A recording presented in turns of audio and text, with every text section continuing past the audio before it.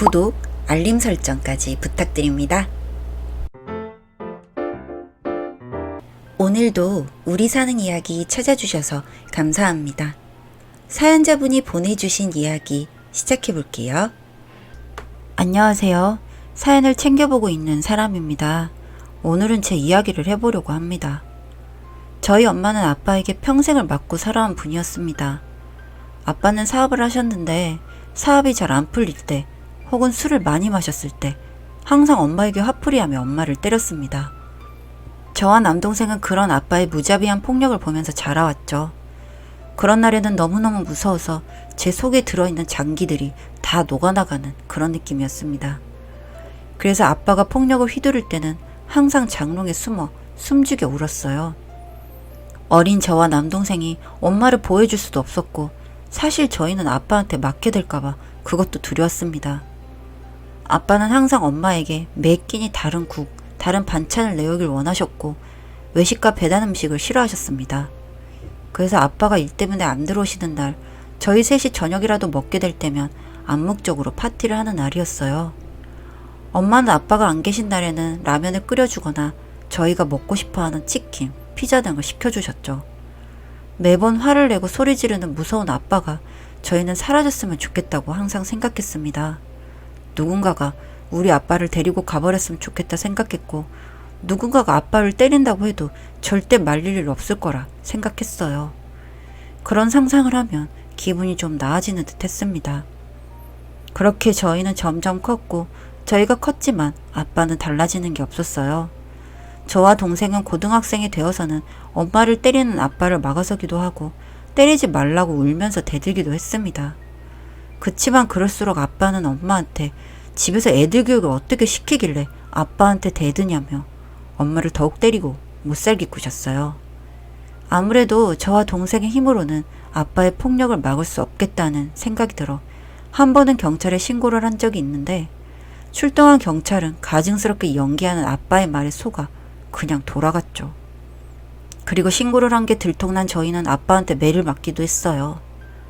저와 동생은 이대로는 가다가는 엄마가 아빠한테 맞아서 죽을 수도 있겠구나 하고 생각했던 것 같아요. 그래서 그때부터 엄마에게 아빠와 이혼하는 게 어떠냐고 했습니다. 아빠랑 이혼하고 그냥 우리 세 식구 따로 나가서 마음 편하게 행복하게 살자고요. 하지만 엄마는 저희가 나중에 더 커서 결혼을 하거나 그럴 때 아빠가 있어야 하고 화를 낼 때는 무섭지만 그래도 본성은 착하고 여린 남자라며 아빠를 두둔했어요.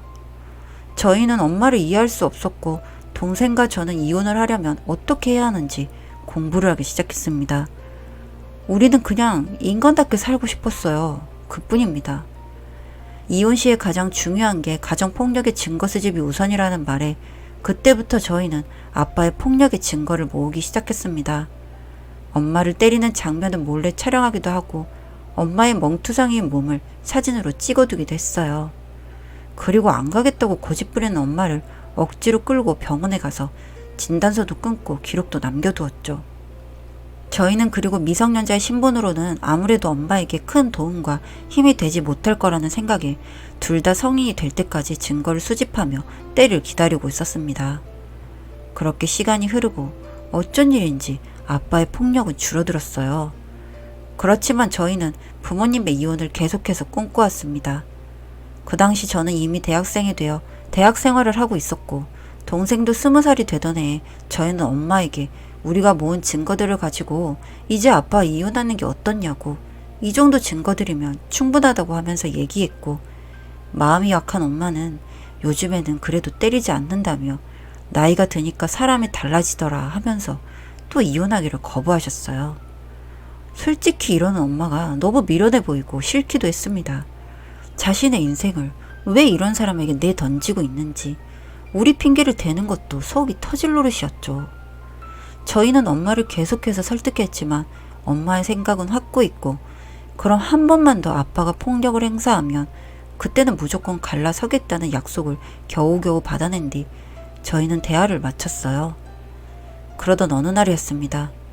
저는 오전 수업이 끝나고 다음 수업까지 시간이 생겨서 친구들과 학교 근처에 새로 생겼다는 카페를 가고 있었어요.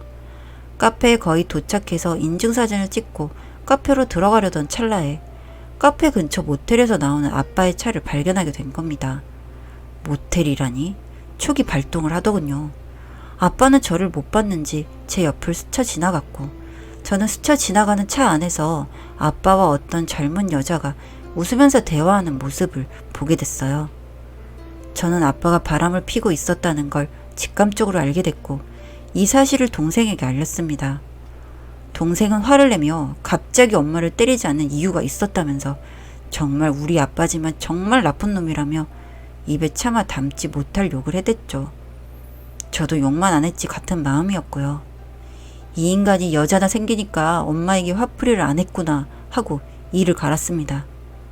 엄마는 아빠에게 평생을 맞고 살았지만 항상 저희가 아빠를 욕할 때 그래도 결혼하고 단 한 번도 여자 문제로 속 썩인 적은 없다며 엄마는 그걸로 너무 충분하다고 말했던 분이었거든요.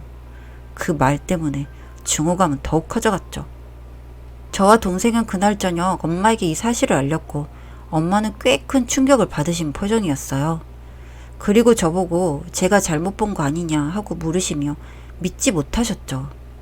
저는 바람이 난 게 확실하고 바람이 난 증거도 우리가 알아서 모을 테니 엄마는 이혼할 마음의 준비만 하고 있으라고 말했습니다. 그리고 그날 밤 동생과 저는 아빠의 바람 증거를 잡기 위해 아빠가 잠들 때까지 기다렸다가 아빠 핸드폰을 몰래 뒤졌습니다. 하지만 아빠의 핸드폰에는 내연녀와 함께 찍은 사진이라든지 혹은 주고받은 문자라든지 저희가 기대했던 그런 것들은 없더군요. 너무 당황스럽고 그럼 증거를 어떻게 찾아야 하나 속이 다 탔습니다. 그렇게 증거 수집이 실패로 돌아가나 하고 생각하는 찰나에 통화 기록에 유독 눈에 띄는 전화번호가 있었어요. 따로 저장이 되어 있지 않은 연락처였는데 핸드폰 번호 뒷자리가 아빠의 생일이었어요. 그리고 엄청 전화를 자주 주고받았더라고요. 저희는 내연녀의 전화라고 확신을 했고 그 번호를 일단 따로 적어두었습니다.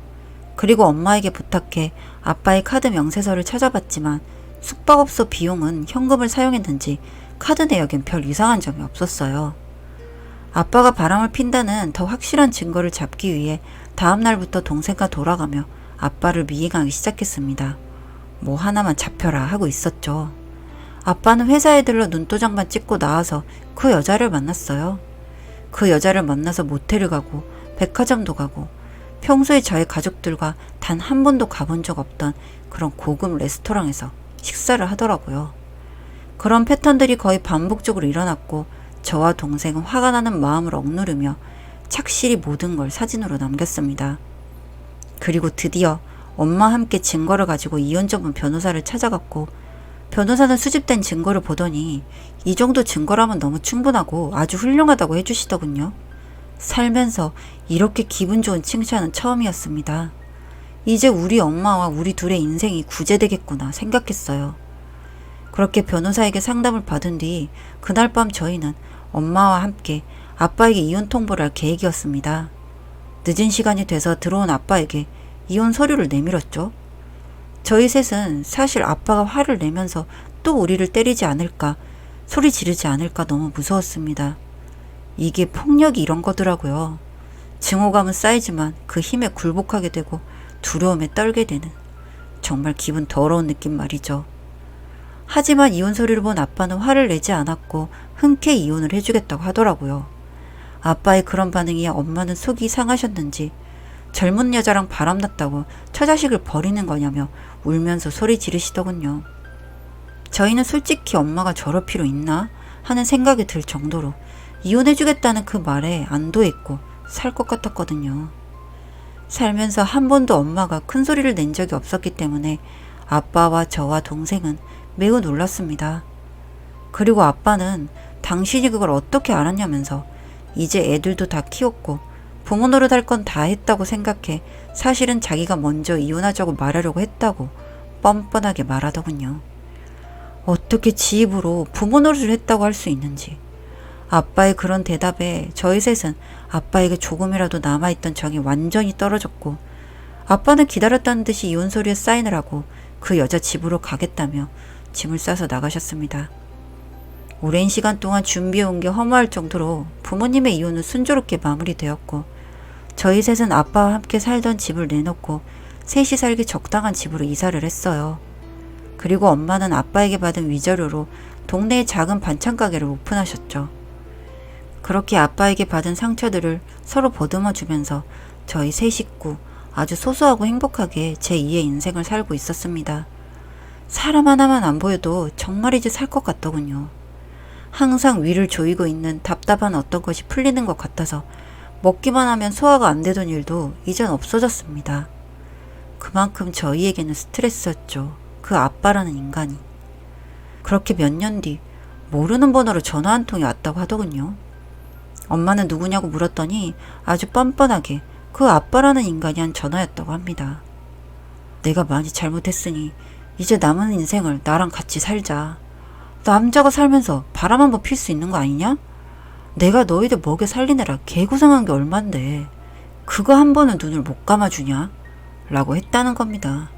정말 미친 거죠? 엄마는 나는 지금이 너무 좋고 아이들에게도 그리고 나에게도 더 이상 당신은 우리에게 아무것도 아닌 존재야. 그러니 절대 다시 합칠 일은 없어. 다신 이런 내용으로 전화하지 마. 아니 영원히 하지 마. 하고 끊으려 하니 급하게 끊지 말라고 하며 이런 말을 했다고 하는 겁니다. 나 사실 얼마 전에 건강검진을 했는데 암이래. 그것도 폐암 말기. 이렇게 죽을 날이 얼마 안 남았다고 하니까 당신과 아이들 생각이 너무 나고 그래. 그동안 못해줬던 것들도 해주고 싶고 그 남은 시간을 같이 보낼 순 없을까? 라고요. 엄마가 그러더라고요. 아빠의 말에 예전 같았으며 마음이 아프고 가여워서 당장이라도 아빠를 받아주었겠지만 없던 정도 다 떨어져 버렸고 이제 이렇게 우리끼리 살다 보니 다신 보고 싶지 않았다고요. 그래서 저희에게는 미안하지만 엄마의 뜻대로 해버렸다고 하는 겁니다. 아, 폐암 말기래? 난 당신에게 수십 년 맞고 살면서 말이야. 세상에 신은 존재하나? 정말 이럴 수가 있나? 하는 생각을 하면서 살았거든. 매맞는 나를 보며 마음 졸이면서 컸을 내 아이들을 생각하면 피눈물이 나고 그랬어. 그런데 말이야, 당신 소식을 들으니 신은 정말 있는 거네. 보아하니 그 바람난 년은 병간호는 안 해준다고 했나 보구나. 하긴 병든 늙은이가 뭐가 좋겠어. 사죄하고 싶은 마음이 있다면 그냥 죽는 날까지 연락하지 말고 병원에서 조용히 살다가 조용히 잘 가. 하고 끊어버렸다고 합니다. 어떻게 자식이 이럴 수 있냐 생각하시겠지만 엄마가 저렇게 말했다고 하니 눈물이 날 정도로 기쁘더군요. 그리고 몇 달 뒤 아빠가 돌아가셨다는 소식이 들려왔습니다. 굳이 마지막까지 있던 병원에다가 엄마 번호를 남겨놓으셨나 보더라고요. 그래도 이미 떠난 사람 도리는 하자 싶어 장례는 치러드렸습니다. 그래도 막판에 제정신이 들었던 모양인지 본인이 가지고 있는 재산의 전부는 저희들에게 주겠다는 유언장을 남기고 가셨다고 하네요. 여기에 보험금 등등까지 해서 그렇게 그 돈을 받게 되었습니다. 그렇게 엄마와 저희 세 식구는 잘 살고 있습니다. 어떻게 된 게 한순간이라도 아빠라는 사람과 행복했던 기억은 한 톨도 안 떠오르는지. 참 그 사람도 세상에 태어나 어찌 그렇게 사셨는지 지금 생각해봐도 이해가 되질 않습니다. 앞으로도 저희는 엄마에게 효도하며 살아가려고요. 사연은 여기까지였고요. 우리 사는 이야기 시청해주셔서 감사합니다.